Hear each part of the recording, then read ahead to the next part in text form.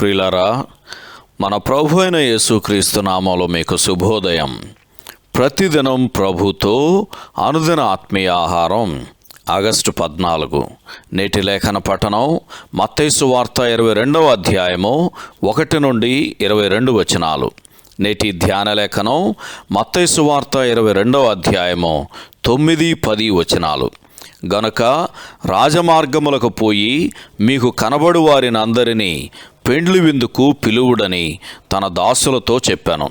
ఆ దాసులు రాజమార్గములకు పోయి చెడ్డవారినేమి మంచివారినేమి తనకు కనబడిన వారిని అందరినీ పోగు చేసిరి గనక విందుకు వచ్చిన వారితో ఆ పెండ్లిశాల నిండెను.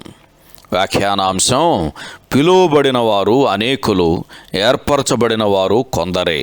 వ్యాఖ్యానాంశం: పిలువబడిన వారు అనేకులు, ఏర్పరచబడిన వారు కొందరే. వ్యాఖ్యానం: రాజు కుమారుని వివాహ విందును గూర్చిన ఈ ఉపమానము దుర్మార్గులైన కాపుల ఉపమానమునకు కొనసాగింపుగా చెప్పబడింది. వారసుని తిరస్కరించిన తర్వాత ఏమి జరుగుతుందో ఇక్కడ వివరించబడుచున్నది.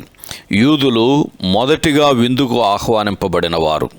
అయితే అపోస్తలులచే వారికి ప్రకటింపబడిన కృపా సందేశమును వారు తిరస్కరించారు. ఆ తరువాత అపోస్తలులు అన్యజనుల యొద్దకు వెళ్ళిపోయారు అని అపోస్తల కార్యగ్రంథం 13వ అధ్యాయము 46వ వచనం చదివితే మనకు అర్థమవుతుంది.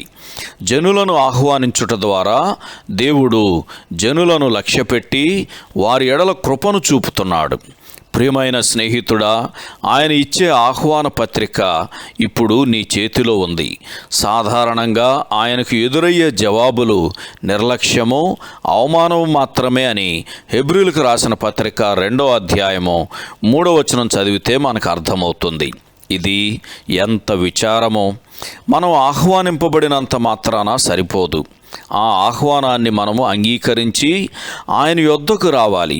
అంతేగాక దేవుడు వివరించిన రీతిలో, అనగా రాజు ఇచ్చే రక్షణ వస్త్రమును ధరించి ఆ విందుకు రావాలి. ఈ సందర్భంలో ఫిలిప్పీయులకు రాసిన పత్రిక 3వ అధ్యాయము 9వ వచనాన్ని పోల్చి చూడండి. మత్తయి సువార్త 22వ అధ్యాయము 11వ వచనంలోని వ్యక్తి తన వస్త్రములు సరిపోతాయిలే అని తలంచాడు.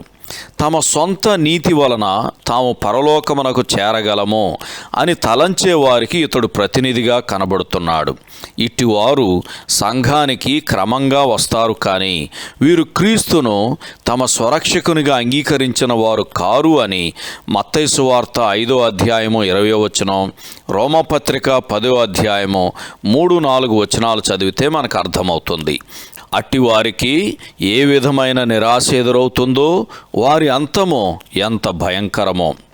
ఈ బోధ అంతటినీ పెడచెవిని పెట్టిన పరిసయ్యులు, హేరోదీయులు ఆయనను ఏ విధముగానైనా మాటలలో చిక్కుపరచవలనని దురాలోచనతో ఒక ప్రశ్న అడిగారు. అయితే వారి పొగడ్తల వెనక దాగి ఉన్న వారి చెడుతనమును ఆయన వెంటనే గ్రహించాడు. వారు ఊహించని విధంగా ఆయన ఇచ్చిన జవాబుకు వారు తలక్రిందులయ్యారు. సహోదరుడు జాన్ కోక్లన్ శుభములతో వందనాలు.